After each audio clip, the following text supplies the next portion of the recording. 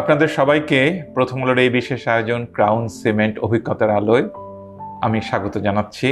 আজকে আমরা একজন বিশেষ মানুষকে, আমাদের অগ্রজন এবং বাংলাদেশের একজন পথিকৃৎ ব্যক্তিত্ব ডাক্তার একে আজাদ খান, তাকে পেয়েছি। তিনি আমাদের জাতীয় অধ্যাপকের স্বীকৃতি পেয়েছেন, তিনি স্বাধীনতা পুরস্কার পেয়েছেন, আন্তর্জাতিকভাবে খ্যাতি আছে, চিকিৎসা গবেষণায় তার বিশেষ অবদান আছে এবং সেটাও আন্তর্জাতিকভাবে স্বীকৃত, এবং বাংলাদেশ ডায়াবেটিক সমিতির তিনি সভাপতি। আপনাদের সবাইকে ডক্টর একে আজাদ খানের এই আলাপচারিতায় আবারও স্বাগত জানাই। স্যার, কেমন আছেন? ভালো। আমরা স্যার এই অনুষ্ঠানে শৈশব থেকে শুরু করি, জন্ম থেকে শুরু করি। আপনার জন্ম 1941 সালে বরিশালে। এটা কোন গ্রামে স্যার? বরিশালের ভিতরে বাকেরগঞ্জ থানা আছে একটা, ওই থানার ভিতরে 11 নম্বর ভরপাশা ইউনিয়নে কৃষ্ণকাঠি গ্রামে। কৃষ্ণকাঠি গ্রামে। আপনার প্রাইমারি স্কুল কোথায় ছিল স্যার? আমার পাশের গ্রাম নাম হলো পাদেশপুর। তবে আমাদের সময় তো প্রাইমারিতে যে ভর্তি হইতো মানুষে, সাধারণত বাড়িতেই লেখাপড়া করে একটা স্টেজে যেয়ে ভর্তি হতো। আমার মনে আছে আমি ভর্তি হয়েছিলাম ক্লাস 2-তে।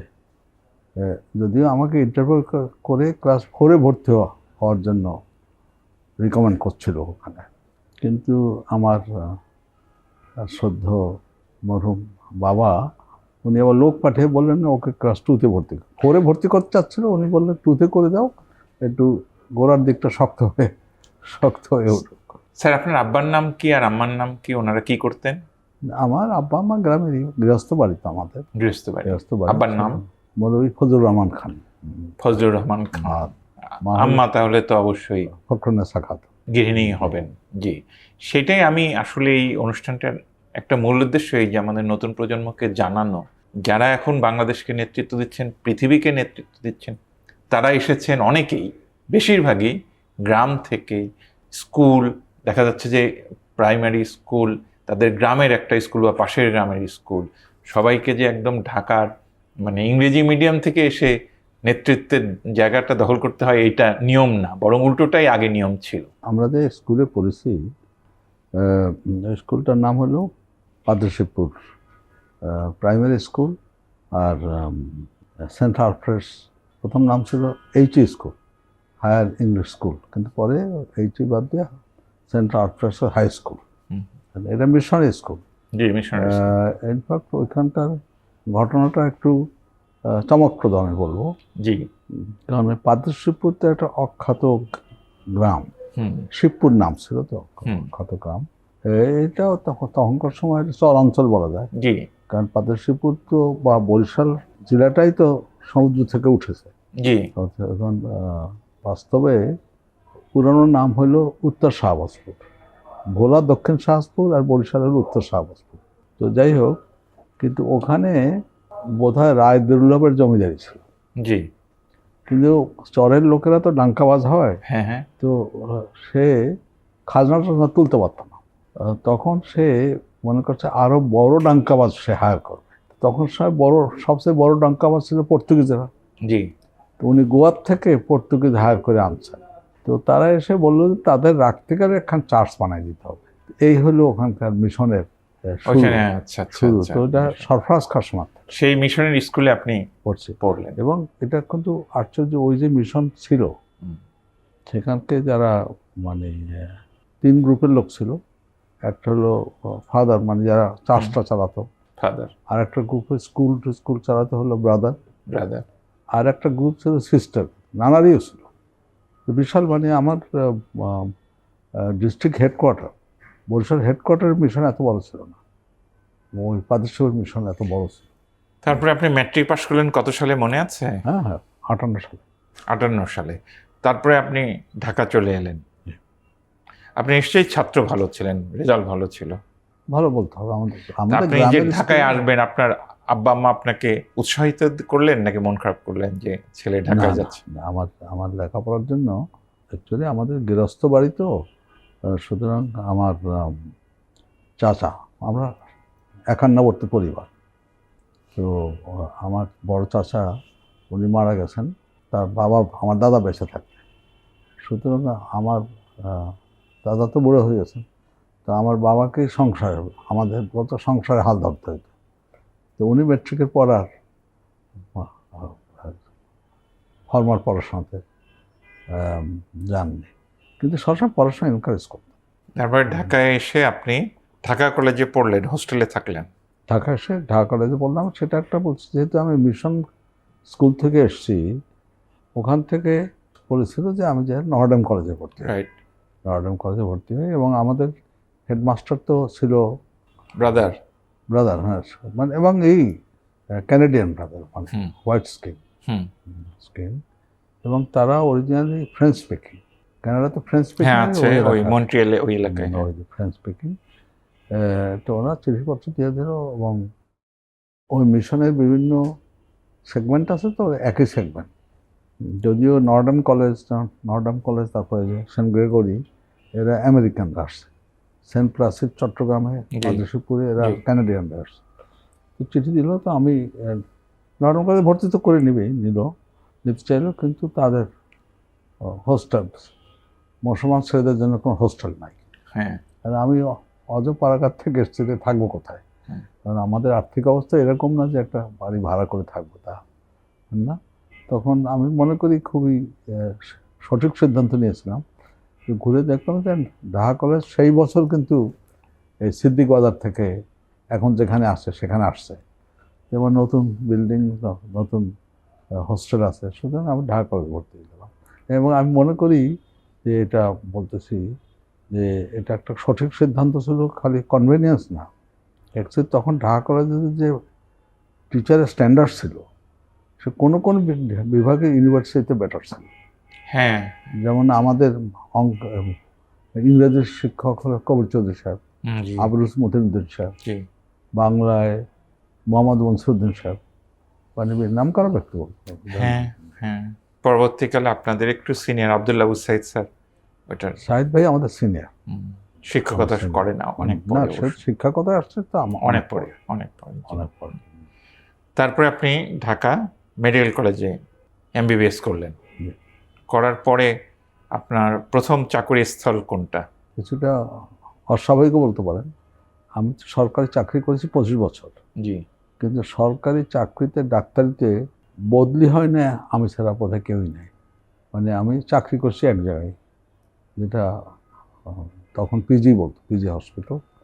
আর হোল চাকরির লাইফ আমার পিজি হসপিটাল, মধ্যে 5.5 বছর অক্সফোর্ডে। আমি সেটা কত সালে গেলেন অক্সফোর্ডে?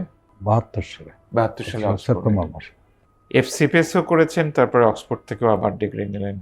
এফসিপিএস তো ক্লিনিক্যাল, হ্যাঁ। Clinical competence test. তখন তো একটাই কলেজ ছিল। জি। আমরা তো 70 সালে আমি এফসিপিএস হয়ে গেছে। এবং অক্সফোর্ডে স্যার আপনার পড়াশোনা, গবেষণা, এগুলির বিষয় কি ছিল? যখন ডাক্তারিতে ভর্তি হই, তখন থেকে এ ছিল যে আমি গ্যাস্ট্রোএন্টারোলজি। তখন গ্যাস্ট্রোএন্টারোলজি তো কোনো স্পেশালিটি হিসাবে এস্টাবলিশ না, বলতে গেলে সাবকন্টিনেন্টই এস্টাবলিশ না গ্যাস্ট্রোএন্টারোলজি। তাহলে একটা প্রশ্ন আসতে পারে যে কেন হঠাৎ গ্যাস্ট্রোলজি মনে হলো কেন? গ্রামেই তো বড় হয়েছি, তা মানুষের সবার তো পেটের অসুখ দেখছে, তো তখন মনে করি গ্যাস্ট্রোএন্টারোলজি করবো, তাই। এবং ওই রকম বয়সে তো মানুষের অনেক আনরিয়েলিস্টিক রোমান্টিসিজম থাকে। তখন স্বপ্ন ছিল যে ডাক্তারি পাশ করে গ্রামে চলে যাব, গ্রামের মানুষের পেটের চিকিৎসা করবো। চিকিৎসা, তাদের অসুখ তো বেশি পেটেরই অসুখ। ইনফ্যাক্ট এটা বললে অত্যুক্তি হবে না, আমরা যখন গ্যাস্ট্রোলজিতে ঢুকলাম 1972 সালে, তখন কিন্তু গ্যাস্ট্রোলজিতে ঢোকা খুবই কঠিন ছিল, হাইলি কম্পিটিটিভ ছিল। কারণ স্পেশালিটিটা তখন পৃথিবীব্যাপী ডেভেলপড হচ্ছে এবং খুব ফাস্ট মুভিং স্পেশালিটিতেও। তো আমরা ঢুকে গেলাম, আমি বলবো না যে আমাদের মেরিটে ঢুকে গেছি, তা না, কিন্তু আমরা তো স্কলারশিপে গেছি, কমনওয়েলথ ফেলোশিপে গেছি, তার ফলে ওইখানে প্লেসমেন্ট হয়ে গেছে। তবে এটা আমি বলবো, আমরা যখন মেডিকেল কলেজে ভর্তি হই সেই 60 সালে, তখন ডাক্তারি পড়াটা কিন্তু খুব অ্যাট্রাকটিভ সাবজেক্ট ছিল না। ছিল না? না না, একেবারেই না। বস্তুতপক্ষে আমার ব্যাচে আমি একমাত্র ফার্স্ট ডিভিশন ছাত্র ভর্তি হয়েছি। আর কেউ হয় না, কেউ অ্যাপ্লাই করে। সেটা অবশ্য ইঞ্জিনিয়ারিং এ ছিল, সব সেকেন্ড না, ডিভিশন। ইঞ্জিনিয়ারিং ভর্তি হয়েছে। যারা আমাদের সময় যারা ফার্স্ট ও ডিভিশন আচ্ছা, পেয়েছে, তারা সব ইঞ্জিনিয়ারিং এ তারা গেছে। ফার্স্ট ডিভিশন যারা পেয়েছে অধিকাংশ ইঞ্জিনিয়ারিং ভর্তি হয়েছে, কিছু ইউনিভার্সিটিতেও গেছে। তো মেডিকেল একজন আসে না আমি ছাড়া। হুম। কিন্তু আমার বন্ধু বান্ধবরা খুব বলতো যে তোমার মা এই ডাক্তার বই করবা কি? আমি বলি আমার জীবনে অ্যাম্বিশনই ডাক্তার হওয়া। স্যার, আপনার তো একটা স্বীকৃত গবেষণা আছে, একটা ওষুধ আছে, এই বিষয়ে একটু যদি বলতেন। দেখুন, এটা বললে একটু বিস্তৃতি করে বলা আর কি। বলেন। আমি তো গেছি কমনওয়েলথ ফেলোশিপে, গেছি অক্সফোর্ডে। ফেলোশিপের নিয়ম হলো আমাদের এটা ফেলোশিপ, আমি এখন জানি না, দুই রকম ফেলোশিপ হয়, সিনিয়র জুনিয়র ফেলোশিপ, আর একটা হলো কমনওয়েলথ স্কলারশিপ। জি তো কমনওয়েলথ স্কলারশিপে যেটা যাবে তারা suppose to do a degree জি 3 বছরের জন্য। জি। আর ফেলোশিপে যারা যাবে তারা ওই ফেলোশিপ পিরিয়ডে কোন ডিগ্রিতে ভর্তি হতে পারবে না, এটাই আইন। কারণ আইডিয়াটা হলো সে তো ট্রেনিংয়ের জন্য গেছে বা এক্সপোজারের জন্য, ওই ডিগ্রি করতে গেলে তো অনেক সময় ওই হিসাবে নষ্ট হবে, জি। তাই না? তো সেই জন্য আমি তো যখন গেছি তখন তো আর কোনো কোর্সে ভর্তি হয়নি। বা অক্সফোর্ডে আমি একটা বলবো যে আমার একটা বিশাল বিবর্তন হয়েছে আমার। সেটা হলো, শুনলে হয়তো অবাক লাগবে, কারণ আমি যখন মেডিকেল কলেজে ভর্তি হই অল্প সময়ের মধ্যে আমার মনে হলো যে আমি রং চয়েস করছি। রং চয়েস কেন? এখানে মেমোরি এত লাগে লাগে, জি, মুখস্থ করতে হয়। হ্যাঁ। লাগে হুম। এখন আমার আন্ডারস্ট্যান্ডিং যা হয় মেমোরি অত, এখনও আমি একটা জিনিস বললে ওটা কী বলতে পারবো আমি, তো ওটা হুবহু রিপ্রেস করতে পারবো। আমার কাছে একটা ছেলে ছিল, টাইম পত্রিকা দিলেও পড়তে এক্সাক্ট রিপ্রেস করতে পারবো, জি জি। ফটোগ্রাফি মারছে। হুম। তো আমি মনে করতাম যে এটা হয়তো ভুল লাইনে আসলাম। তো অক্সফোর্ডে যাওয়ার পরে আমার এটা সম্পূর্ণ চেঞ্জ হয়ে গেছে, যে মেমোরি ভালো কিন্তু ওর অত ইম্পর্টেন্স নাই, আন্ডারস্ট্যান্ডিং ইজ মোর ইম্পর্টেন্ট। সুতরাং আমাকে অক্সফোর্ড খুব ভালো ম্যাচ করছে, হুম। যেখানে অরিজিনালিটি অফ থিঙ্কিং, নিজের থেকে করা, এসবের ইম্পর্টেন্স আছে। তো যাই হোক, আমি তো 1 বছরের জন্য গেছি, তো ওরাই আমাকে অনুরোধ করছে থাকার জন্য। আমি রিসার্চ যখন স্টার্ট করছি তখন থাকার জন্য অনুরোধ করে, তখন আমি বললাম আমার ডিপার্টমেন্টকে, সুপারভাইজারকে। আমার সুপারভাইজার খুবই মানে not only he was very bright, but he was excellent human being. মানে ওই ইংরেজদের চরিত্রে কিন্তু এটা আছে, যারা ভালো সুপার হিউম্যান, আর যারা খারাপ তারা লর্ড ক্লাইভ, বুঝলেন? তো যাই হোক, তো ও আমাকে থাকতে বললো। তা আমি বললাম যে আমার দেশ থেকে ছেলেরা এসে থেকে যায়, তো সেজন্য বললেই ওইটাই মনে করবে। তো তুমি থাকতে বলছো, তুমি আমার গভর্নমেন্টকে লিখে বলো। তো সে লিখলো, তা গভর্নমেন্ট থেকে উত্তর দিয়েছে। আর সারপ্রাইজিংলি গভর্নমেন্ট উত্তর দেয় না, দিয়েছে যে ইনকামবেন্টকে অ্যাপ্লাই করতে হবে। তা বলে তোমাকে দিয়ে দেবে, অ্যাপ্লাই করে। এই আমি যে যাই হোক, আমি মনে করি যে প্রত্যেকটা ইউনিভার্সিটি যে আছে, নামকরা ইউনিভার্সিটি, তাদের স্বকীয়তা আছে। যেমন অক্সফোর্ড বা কেমব্রিজ একটা আছে যে সেখানে চিন্তার বিকাশ হবে, ইন্ডিপেন্ডেন্ট চিন্তা করতে পারবে, এটা হবে। যেমন আমি আমার যারা শ্রোতারা বা দেখছে তাদের উদ্দেশ্যে বলছি যে ইন্ডিপেন্ডেন্টলি চিন্তা করতে না পারে ও অক্সফোর্ডে যেমন সুইটেবল। কারণ অক্সফোর্ডের যে ডক্টর প্রোগ্রাম, ওখানে লেখাই আছে যে ওই আইডিয়া ক্যান্ডিডেট হতে হবে, সেই তাকেই করতে হবে। Supervisor is just to help, to guide. যারা নিজের থেকে করতে পারে না তারা ওদের সুইটেবল না। তো যাই হোক, আমি যেখানে কাজ করছিলাম সেটা হলো ওয়ার্ল্ডের largest clinic of inflammatory biology, যেটাকে আলসারেটিভ কোলাইটিস বলি, ওইটা ওয়ার্ল্ডের লার্জেস্ট কালেকশন ছিল। তো ওখানে ওই বিষয়ে আমি সায়েন্টিফিক কাজ করতাম, মানে গ্যাস্ট্রোলজির ট্রেনিং তো আলাদা, সায়েন্টিফিক কাজ করতাম। এবং তখন যে মেইন ওষুধ যেটা ছিল ওই ওষুধে, সেটা একটা কমপ্লেক্স মলিকুল, স্যালিসিল এজো সালফাপিরিডিন, দুইটা মলিকুলকে একটা কেমিক্যাল বন্ড, এজো বন্ডে বাউন্ড হয়ে করা। তো সবাই কিন্তু তখন এই এই বিষয়টা নিয়ে ইন্টারেস্ট তখন পৃথিবীতে, তো সবাই চেষ্টা করছে যে এই মেশিনটা, এই ওষুধটা কীভাবে কাজ করে। তো আমি আমার সুপারভাইজারকে বললাম যে সবাই যারা এরা চিন্তা করছে তারা মৌলিক চিন্তা করছে না, সেগুলো কীভাবে কাজ করে এটা বাইর করতে পারবে না কেউ, কারণ অসুখের কারণটা জানা নেই। আমি তো দেখাতে পারি এই কেমিক্যালটি এই কাজ করে, কিন্তু ওই কাজ যে মানে চিকিৎসার জন্য প্রযোজ্য তা তো না, তা তো জানতে হবে। তো এবং আমরা তখন যে কাজ করছিলাম, তো সেখানে আমরা দেখছি এই দুইটা মলিকুল যে হলো, এর মধ্যে টক্সিসিটি প্রধানত একটা মলিকুলের জন্য, সালফাপিরিডিন মলিকুলের জন্য। আর তাহলে বাকিটা ক্যারিয়ার, মানে ওই ডিজিজের জায়গায় নিয়ে যাচ্ছে। তো যদি আমি বের করতে পারি কোন অংশটা এফেক্টিভ, তাহলে হয়তো অনেক বেটার ওষুধ তৈরি করা যাবে। এইটা হলো আমার হাইপোথেসিস। এবং ওই সময় অনেক পেপার পাবলিশ হয়েছে, তারা দেখিয়েছে যে সালফাপিরিডিন ওই লেভেলটা যদি আলসাইভ করে যে অ্যাটাক হয়ে যায়, তাহলে ওই লেভেলটা কমে যায়। তো তারা কনক্লুড করছে যে এইটাই অ্যাক্টিভ সাবস্টেন্স, কারণ ওইটা কমে গেলে অ্যাটাক হয়। তখন আমি চিন্তা করলাম এবং আমার সুপারভাইজারকে বললাম যে ওরা যা চিন্তা করছে তার এক্স্যাক্টলি অপোজিট হতে পারে, মানে ওর ডায়রিয়া হয়েছে বলে কমে গেছে, কমে যাওয়ার জন্য ডায়রিয়া হয় না, চিকেন অ্যান্ড এগ সিচুয়েশন। তখন আমরা দেখলাম যে আমাদের অনেক রোগী আছে, তো এইটা আমরা সলভ করে ফেলতে পারি। তো এইটা হলো তখন আমরা সলভ করলাম। আমি এত মানে এই অডিয়েন্সের এত ডিটেলস বলতে চাচ্ছি না, দরকার নাই, আমরা বুঝতে পেরেছি জিনিসটা। তখন আমরা বের করলাম যে তারপরে এটা জার্নালে প্রকাশিত হয়ে গেল। হ্যাঁ, এটা মানে ইনফ্যাক্ট যে আর্টিকেলটা লিখি, আর্টিকেলটা লাঞ্চেটে পাবলিশ হয়েছে। তো যখন লিখি আর্টিকেলটা পেয়ে লাঞ্চের এডিটর নিজে ফোন করে বললো যে এটা আমরা কোনো রিভিউয়ার কাছে পাঠাচ্ছি না, অ্যাকসেপ্টেড অ্যাজ সাচ। এবং তখনই আমরা বললাম যে এইটা অ্যাক্টিভ মলিকুল, অন্য ক্যারিয়ার দিলে মানে সাইড এফেক্ট কমে মোর এফিশিয়েন্ট। এখন সেটাই ব্যবহার হয়। আমরা ইচ্ছা করে পেটেন্ট করিনি, তো পেটেন্ট করিনি কারণ এটা কনসাস ডিসিশন, মানবতার স্বার্থে আপনি দিয়ে দিলেন। কারণ আপনি পেটেন্ট করলে এর দাম অনেক বেড়ে যেত। সারা জীবন অবশ্য আপনি টাকা পেতেন।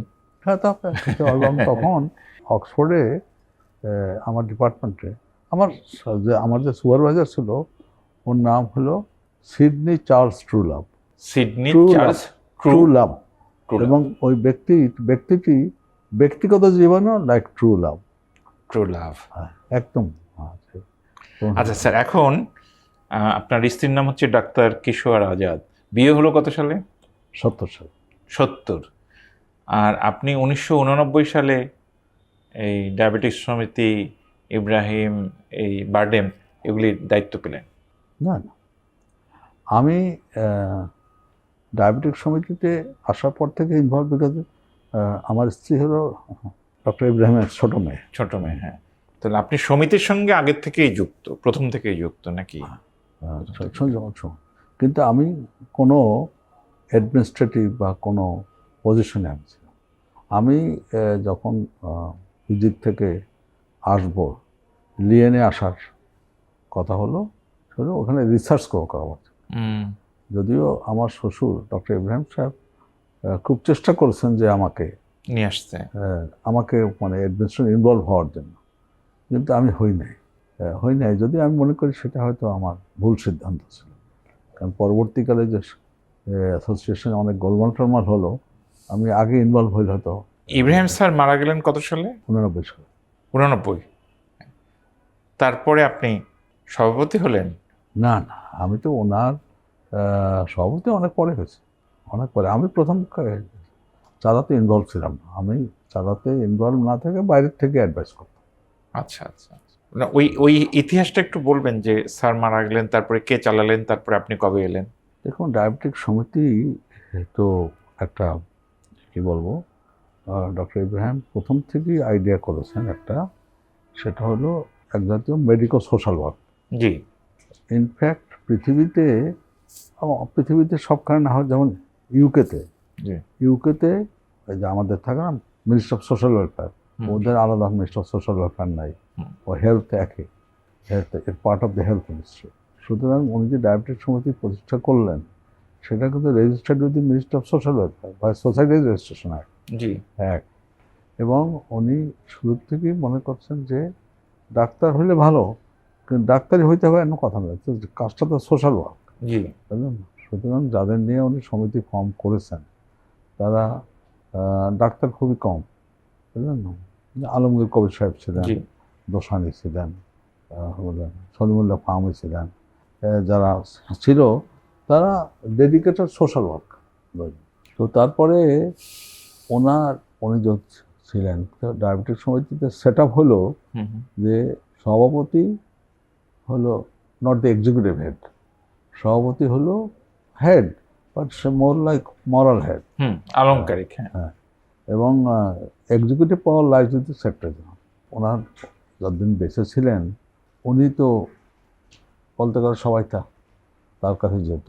তো উনি মারা যাওয়ার পরে ডায়াবেটিস সমিতি একটা বিশাল এমপ্লয়িজ ট্রাবল হয়ে যায়। কারণ এই ট্রাবলটার জন্য আমি কাউকে দোষ দেবো তা না, কারণ ট্রাবলটা হওয়ার কারণটা হলো এমপ্লয়িরা তখন আর ভরসা পাচ্ছে না, কারণ যারা ছিল তারা ওইভাবে তো মিশে নেয় তাদের সাথে। কারণ ডক্টর ইব্রাহিম তো তার একটা এমপ্লয়ির বাড়িতে খাওয়া হয়েছে কিনা এ খবর জানতো, হুম হুম, বুঝলেন না? তো সেটা তো ছিল না, তখন এরা মুভমেন্ট করে পার্মানেন্ট অ্যাপয়েন্টমেন্ট করার জন্য। তো এবং আমি শর্ট করে বুঝি জি যে সেইটা বেশ চলছে, বেশ 5-6 মাস চলছে, কিন্তু বলতে গেলে অর্গানাইজেশন নষ্ট হয়ে যাওয়ার তখন আমি সেইখান থেকে আপনি তো সাকসেসফুলি এই প্রতিষ্ঠানটাকে তাদের দাঁড় না করালেন, থাকা। এবং আমরা তো খুবই সবাই বলি যে ফাউন্ডার চলে যাবার পরেও যে প্রতিষ্ঠান টিকতে পারে, এই আমাদের ডায়াবেটিস সমিতি, তার প্রতিষ্ঠানগুলো, বারডেম হসপিটাল, এরপরে তো আপনি এটাকে বড় করছেন, এখন এখানে ইউনিভার্সিটি হয়েছে, মেডিকেল ইউনিভার্সিটি, মেডিকেল কলেজ হয়েছে, নার্সিং কলেজ হয়েছে, ইব্রাহিম এটা- কার্ডিয়াক হয়েছে, অনেকগুলি প্রতিষ্ঠান সুন্দরভাবে চলছে। আপনি কি মনে করেন স্যার, আপনার ট্রিকটা কি, আপনার ম্যাজিকটা কি, যে এটা না, শুধু যে হলো টিকে গেল তা না, এটা বড় হলো? আমাদের হলো যে ডক্টর ইব্রাহিম মারা গেলেন, জি অন্যরা অত ইনভলভ হয়নি, কিন্তু মানুষ তারা অনেস্ট, ভালো মানুষ ছিল, বুঝলেন না? লিডারশিপ দিতে পারেনি, কিন্তু অনেক ভালো মানুষ ছিলেন, সেটা তো একটা ক্যাপিটাল। অনেস্টি একটা বড় ক্যাপিটাল, ভালো মানুষের সমাবেশ একটা ক্যাপিটাল। জি সেই ক্যাপিটালকে বেস করে করা। এখন স্যার, এবং ওর নাম হলো ডক্টর ইব্রাহিম। বলতেন আমি আবার আমার বিয়ের পর থেকে we lived in the same house. G doctor Ibrahim তাহলে কি বলতেন? উনি ওনার খুব, আমি তো ওই যে দুপুরে হয়তো বাসায় খেতে আসতাম না। জি তো একটা হলো যে উনি দুপুরের সময় আমাকে যেন অপেক্ষা করবেন না, কিন্তু রাতে আমি না আসা পর্যন্ত সে খেত না, হুম অপেক্ষা করতো। এটা হলো ওনার ওয়ে অফ কম্পেলিং যে জি আসতে হবে। হুম তো সুতরাং আলাপ আলাপ হয়ে যেত। তো উনি সবসময় বলতো যে তুমি যে জয়েন করলে না, পস্তাবো একদিন, কারণ তুমি বলছো যে তুমি জামাই জয়েন করলে মানুষে কি বলবে, Right. মানুষে কি বললে তো কি আসে যায়, হ্যাঁ যারা বলবে হ্যাঁ তারাও তো বলতো তোমার জামাইকেও দাও, তো সে তো দেয় না, তা কাজেই ওইটা শুনে তো আমার কাজ হবে না, আমার তো যে অর্গানাইজেশন করতে হবে। এই কথাটা ওনার জীবিত অবস্থায় আমি বুঝি নাই, পরে আমি অনুধাবন করছি। তো যাই হোক, পরে যে এক্সপ্যানশনগুলো হয়েছে এটা বলতে পারেন যে অর্গানিক গ্রোথ, কারণ ডিমান্ড বাড়তেছে, চলতেছে। কারণ আমি যেমন এক্সাম্পল বলি, আমরা যে কার্ডিয়াক সেন্টার করলাম, যেটা এখন সবাই মনে করে খুব সাকসেসফুল কার্ডিয়াক সেন্টার, জি কারণ কার্ডিয়াক সেন্টার আরও অনেক হয়েছে, আমি কারো নাম দিচ্ছি না, কিন্তু এই দেশে এমনকি ধনী লোকেরাও, সফিস্টিকেটেড লোকেরাও এখানে কার্ডিয়াক ইন্টারভেনশন করতে হবে বাইরে। জি। শুধু তাই না, ইব্রাহিম কার্ডিয়াক সেন্টারে কিন্তু বাইরের থেকেও লোক আসা করে, হ্যাঁ। লন্ডন থেকেও লোক আসা করে, কারণ হুম সস্তা হয়। তো ওর নাম হলো, তো এই যে জিনিসগুলো করা প্রয়োজন হলো, কারণ ডায়াবেটিস হলে তো তার হার্টের অসুখ বেশি হয়, হুম। তো অটোমেটিক্যালি এসে যায়। তো এইভাবেই কিন্তু গ্রো করছে। এখন আবার- স্যার একটু আবার- জনস্বার্থে কতগুলো টিপস আমরা আশা করি। আমি একজন মানুষ, 18 বছর, 20 বছর, 25 বছর, 30 বছর, ডায়াবেটিস আমার হয়েছে কি হয় নাই এ বিষয়ে আমার খেয়াল থাকে না, অনেক পরে একদিন টেস্ট করে দেখলাম যে অনেক। তো মানুষের সাধারণভাবে প্রতিটি মানুষের ডায়াবেটিস সচেতনতার কতগুলো টিপস দেন, প্রথমে কি করা উচিত, টেস্ট করা উচিত, এর বাইরে আপনি খাদ্য এবং জীবন প্রণালী, হাঁটা, ব্যায়াম করা, ফিজিক্যাল এক্সারসাইজ, এইসব বিষয়ে একটু টিপস দেন। ডায়াবেটিস তো প্রধানত দুই রকম, টাইপ 1 টাইপ 2। তো টাইপ 1 মানে তারা টোটালি ইনসুলিন ডিপেন্ডেন্ট, মানে তাদের শরীরে ইনসুলিন নাই। এখন ইনসুলিন হচ্ছে এমন একটা হরমোন যেটা বেঁচে থাকার জন্য অপরিহার্য। এটা বোঝাবার জন্য আমি বলি যে সব হরমোন তো সুস্থ থাকার জন্য দরকার, কিন্তু সব বেঁচে থাকার জন্য অপরিহার্য না। যেমন আগে যে আমরা চাষ করতে বলদ বানাতাম না, জি তো ও তো ক্যাস্ট্রেট করে দিত না, জি, তাই না? সার দিয়ে তো, সার তো আর পোষ মানে করা যায়, বলদ Castrate, বলদ বানাইতে হতো। তো বলদ বানাইলে সেটা, সে গরুটা কি মরে যায়? না, হ্যাঁ, তাই না? কাজে সব হরমোন বেঁচে তাহলে থাকতে হবে। ওর তো হুম। টেস্টোস্টেরন নাই, হ্যাঁ, তাহলে এই টেস্টোস্টেরন বেঁচে থাকার জন্য জরুরি না। অপরিহার্য নয়, Right. অপরিহার্য নয়, এটা শরীরে ঘাটতি হবে তার। হ্যাঁ, কিন্তু ইনসুলিন হলো বেঁচে থাকার জন্য অপরিহার্য। জি ইনসুলিন না থাকলে আপনি তারে ফু দেন, পা দেন, ওষুধ দেন, যা দেন, ইনসুলিন না দেশে মরে যাবে। জি, তো এটা কিন্তু ফরচুনেটলি আমার দেশে টাইপ 1 ডায়াবেটিক শতকরা 5-এরও কম। তো এখন যে এপিডেমিকটা হচ্ছে সেটা প্রধানত টাইপ 2 ডায়াবেটিস জন্য, জি, যেটা শুরুতে ইনসুলিন ডিপেন্ডেন্ট নয়। এবং এই টাইপ 2 ডায়াবেটিস কিন্তু অন্তত 70 থেকে 80% সম্পূর্ণ প্রিভেন্ট। তাহলে প্রিভেনশন করলে কি, বহু ফ্যাক্টর আছে ইনভলভ, জেনেটিক ফ্যাক্টর আছে, এটা আছে, ওটা আছে। সোজা কথায় বলতে গেলে দুইটা বললেই হয়ে গেল। একটা হতে একটা জেনেটিক টেন্ডেন্সি থাকতে হবে, তার উপর এনভায়রনমেন্টাল এফেক্ট হতে হবে। যেমন বোঝাবার জন্য বলছি, একটা লোকের জেনেটিক টেন্ডেন্সি আছে, সে যদি মুটিয়ে যায় তাহলে হয়ে যাবে। কিন্তু যার একেবারে জিনের মধ্যে নাই, সে মুটিয়ে গেলে অন্য অসুখ হবে, কিন্তু ডায়াবেটিস হবে, কারণ ওর জিনের মধ্যে থাকতে হবে। তাহলে পরে এই যে আছে, তাহলে মুটিয়ে যাওয়া বা ফিজিক্যাল পরিশ্রমের কাজ না করা বা এক্সারসাইজ না করা, এটা তো মডার্ন লাইফের মধ্যে এসে গেছে, তাই না? এখন তো মানুষে, মানে আমরা যখন হান্টার গ্যাদারার ছিলাম তখন তো ডায়াবেটিস হবে কেমন করে? নিজেরই কিন্তু খাদ্য উৎপাদন করতে হইতো, ফিজিক্যালি করতে হইতো তো, বা শিকার করে খেতে খেতে হতো, হতো, জি, তাই না? তো ফিজিক্যালি ইনঅ্যাক্টিভ হলে সে বাঁচবে না তো। হুম, তো এখন এই যে মডার্ন লাইফে এসে এখন তো ব্রেন ব্যবহার করে টাকা দিয়ে বাজারে পাঠালে সব কিনতে পাওয়া যায়, জি, তাই না? আমার খুব মজার গল্প বলছি। ওই আমার সুয়ারের নাতি একদিন হুম, জিজ্ঞেস করলাম, ডক্টর টুরাবের নাতিকে জিজ্ঞেস করলাম দুধ কোত্থেকে আসে? From the super market. কারণ ও তো আর দুধ, গরুর দুধ দেখেনি। দহন করতে দেখেন, দহন করতে হুম। দেখেন। তো যাই হোক, তো এখন কথাটা হলো যে আমরা জানি কি করলে প্রিভেন্ট হবে, এবং আমরা প্রিভেনশন করার চেষ্টাও করছি, কিন্তু এফেক্টিভ হচ্ছে না।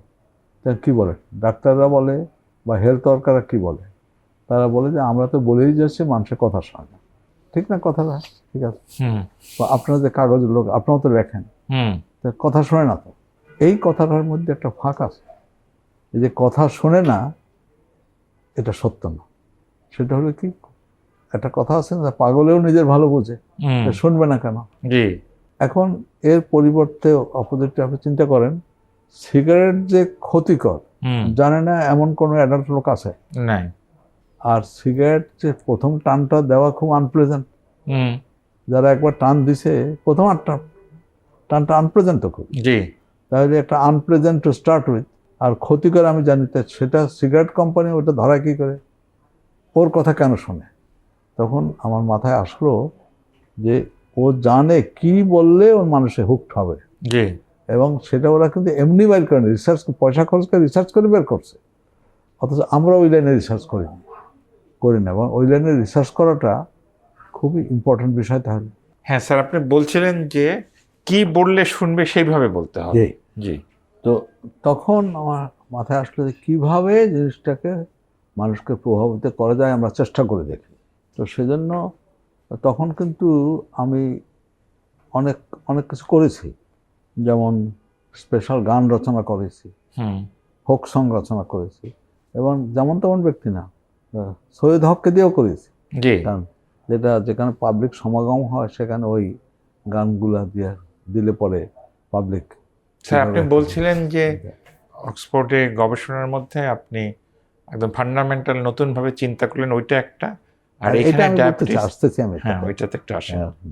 তখন আমি দেখলাম যে মুসলমান ধর্মে কিন্তু হেলথি লিভিং এবং ডিজিজ প্রিভেনশনের উপরে খুব স্ট্রং মেসেজ আছে, ধর্মেই মেসেজ আছে। যেমন এক্সাম্পল বলছি যে মুসলমান ধর্মে আছে তুমি উদর পূর্তি করে আহার করিও না, 1/3 বেশি খেতে যাও না। রাইট। তা সেটা যদি 100% ফলো করে তাহলে ওবেসিটি কমে যাবে না, তাই না? তাহলে একদম গুড মুসলমানের কাছে এপিল করা যাবে। আরও হলো আমাদের ধর্মে তো একটা আছে যে সপ্তাহে একদিন জুমা হয়, যে কংগ্রিগেশন হয়, সেখানে একটা খুতবা হয়। সে খুতবাতে তো একজন গুড মুসলমান কি করা উচিত এটা বলার কথা, খুতবাতে তাই বলার কথা। তখন আমি মনে করলাম এইটা কুদবি একটা থিং, চেষ্টা করে দেখা। তখন আমি শাইখুল হাদিস আল্লামা আজিজুল হক সাহেব আমাকে খুব স্নেহ করতেন, আমি ওনাকে অ্যাপ্রোচ করলাম যে আপনি এই জিনিসটা একটা খুতবা তৈরি করে দেন, মানে বিজ্ঞ আলেমদের দিয়ে। উনি করিয়ে দিলেন, ঢাকা শহরে তারা রিয়েলি নলেজেবল, তাদের দিয়ে উনি করিয়ে দিলেন। তখন আমি সেটাকে আল আজহারে পাঠাইলাম অথেন্টিকেট করে দেওয়ার জন্য, তার ফেথ বেশি হবে। তারপরে কাবার ইমামদের কাছে পাঠাইলাম, তারা অথেন্টিকেট করে দিল। তখন ইসলামিক ফাউন্ডেশনে গেলাম যে আপনারা ইমামদের দিয়ে এটা খুতবাতে বলাতে পারেন কিনা। তখন বললো ওই দিন প্রথম যেদিন গেছি ওই দিন ওখানে 500 ইমাম ছিল, ওদের মিটিং হচ্ছিল। তাহলে আপনি বলেন। আমি বললাম ওরা সব রাজি হলো যে বলবে, কিন্তু তাকে ট্রেনিং লাগবে। তা আমরা পেইড ট্রেনিংও দিয়ে দিলাম। তো আপনি বলছে এটা দিলাম। তখন প্রথম যখন করলাম দেখা গেল যে 45% রিডাকশন অফ ইনসিডেন্ট ডায়াবেটিস হয়েছে এবং আমাদের জানা মতে পাবলিশ রেকর্ডে 45% এত হাই আর নাই। স্যার আপনি আমাকে বা আমার সন্তানকে 3টা করণীয় বলেন, এটা করবেন, এটা করবেন, এটা করবেন না। প্রথমটা হলো যে ফিজিক্যালি অ্যাক্টিভ থাকতে হবে, সে যেভাবেই আপনি থাকেন। ধরেন ঢাকা শহরের কথা বলছি, যে আপনি 10 তলা ফ্ল্যাটে থাকেন, লিফট খারাপ হয়ে গেল, নিচে নামতে পারতেছেন, তাহলে আপনি ওখানেই করবেন, স্কিপিং করবেন। করা যায় সুস্থ থাকতে গেলে, সুস্থভাবে বেড়ে উঠতে গেলে সে ফিজিক্যালি অ্যাক্টিভ থাকতে হবে। ফিজিক্যালি অ্যাক্টিভ থাকা 1 নম্বর। 2 নম্বর হলো আপনি অতিরিক্ত আহার করবেন। ডায়েট প্যাটার্নটা ঠিক থাকবে। এই 2টা কম্বিনেশন ঠিক রাখলে কিন্তু ডায়াবেটিস 80%। ডায়াবেটিস তো স্যার অনেক রোগের, হাইপারটেনশন শুধু তাই না, আমি মনে করি যে এই যে বললাম কিডনি লিভার এগুলো তো স্যার চাপ পড়ে না, কিডনিতে তো ডেফিনেটলি সোজা। ডায়াবেটিস এমন একটা রোগ যেটা শরীরের সব কিছুকে এফেক্ট করে, কিন্তু আপনার ফান্ডামেন্টাল মেটাবলিজম এফেক্ট হয়ে যাচ্ছে। তো আমরা যখন ছাত্র ছিলাম তখন বলা হইতো, বা আমাদের আগে বলা হইতো যে সিফিলিস ভালো করে জানো তো সব মেডিসিন শেখা হয়ে যাবে, কারণ এটা এফেক্টস অল সিস্টেম। এখন হলো ডায়াবেটিস ভালো করে জানো তো সব মেডিসিন শেখা হয়ে যাবে। ট্রু কিন্তু। আচ্ছা, আর এখন দ্বিতীয় প্রশ্নটা হচ্ছে, সরকারকে কি কোনো পরামর্শ দেবেন? আপনারা তো একটা কমিশন করেছিলেন এই অন্তর্বর্তী সরকারের সময়, আপনি তো এটা হেড ছিলেন স্যার, না? আমরা কমিশন করি, সরকার কমিশন করছে, এটা কমিশন বানাচ্ছে। মানে আমি বলবো যে ওর হেড হওয়ার দায়িত্ব ফেল অন মি। আমি তো চাই আর হেল্প হই না। আমি মনে করি এটা আপনার যদি এটা কিন্তু বলছে যাদের সরকার যাদের কমিশনে দিয়েছিল, আমি কিন্তু এটা বলবো দিয়েছিল ভালো লোকদের দিয়েছিল, তারা কিন্তু খুব প্যাশনেট ছিল। যদি এক্সটেন্ট আমি বলবো যে অ্যাট টাইমস হাতাহাতি হয়নি, মানে ভার্বাল মারামারি হওয়ার মতো, মানে দেওয়ারে everybody sticking to his points, কিন্তু আলটিমেটলি তারা কিন্তু কেম টু কনসেনসাস। তো আমি এটাকে যদি আপনি বলেন যেটা আমরা রিকমেন্ড করছি, এটা বহু লেখাপড়া করে রিকমেন্ড করছি এবং এর মধ্যে ইমপ্লিমেন্টেবল হলে পরে এই বাজেটেও মানুষের হেলথের বিরাট চেঞ্জ করা যাবে। সরকারকে একটা টিপ দেন, নতুন একটা গণতান্ত্রিক সরকার আসছে, আপনি স্বাস্থ্য খাত নিয়ে বলেন যে এইটা করেন। আমি 2টা জিনিস বলি। বলেন। 1 নম্বর হলো যে হেলথ আছে এটাকে ডিসেন্ট্রালাইজ করে ফেলা, সব কিছু ঢাকা সেন্ট্রিক হইতে হবে। অ্যাটলিস্ট ভাগ করে, খুব ভালো পরামর্শ। আমাদের স্বাস্থ্য ব্যবস্থাটাকে ঢাকা কেন্দ্রিক না করে সারা দেশে ছড়িয়ে দিতে হবে। 1। দ্বিতীয় হলো যে আপনি টিচিং, আপনি ট্রান্সফারেবল লোক দিয়ে কি ডিপার্টমেন্ট গ্রো করা যায় নাকি? যায় না। যায় না, তো হ্যাঁ। সুতরাং টিচিং পোস্টগুলো শুড বি অ্যাগেন্স্ট পোস্ট, এটা ট্রান্সফারেবল হওয়া উচিত, তাহলে তো ডিপার্টমেন্ট গ্রো করবে না। জি স্যার, দুটো ভালো পরামর্শ। স্যার আমরা শেষ করে ফেলবো, আর কি কিছু আপনি বলতে চান?